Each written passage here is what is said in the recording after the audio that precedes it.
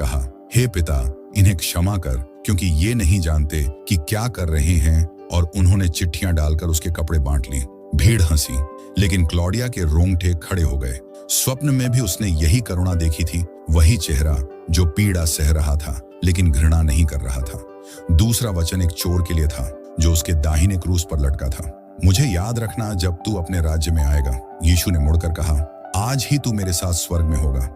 Bible में लूका 23 के वचन 43 में लिखा है, उसने उससे कहा, मैं तुझसे सच कहता हूं कि आज ही तू मेरे साथ स्वर्ग लोक में होगा। तीसरा, उसकी मां मरियम को देखकर और उसके प्रिय शिष्य यूहन्ना को, स्त्री, यह तेरा पुत्र है, यह तेरी मां है। बाइबल में यूहन्ना 19 के वचन 26 से 27 में लिखा है, यीशु ने अपनी माता और उस चेले को जिससे वह प्रेम रखता था पास खड़े देखकर अपनी माता से कहा, हे नारी, देख, यह तेरा पुत्र है। तब उस चेले से कहा, यह तेरी माता है, और उसी समय से वह चेला उसे अपने घर ले गया। चौथा वचन ने क्लौडिया को झकझोर दिया। यीशु ने चिल्लाकर कहा, हे मेरे परमेश्वर, हे मेरे परमेश्वर, तूने मुझे क्यों छोड़ दिया। बाइबल में मत्ती 27 के वचन 46 में लिखा है, तीसरे पहर के निकट यीशु ने बड़े शब्द से पुकार कर कहा, एली एली लमा शबक्तनी, अर्थात हे मेरे परमेश्वर, हे मेरे परमेश्वर, तूने मुझे क्यों छोड़ दिया।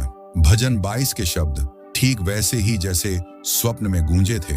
उसकी आंखें भर आईं, यह वही है जो मैंने देखा था। पांचवा, मुझे प्यास लगी है।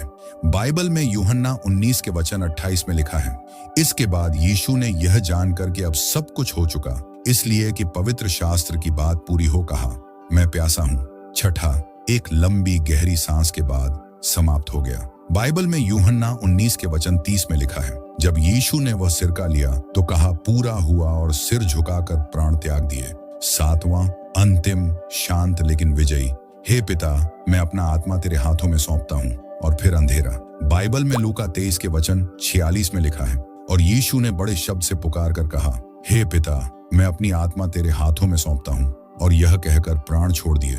दोपहर के 12 बजे सूरज मानो मुंह छिपा लिया। पूरा यरूशलेम अंधेरे में डूब गया। लोग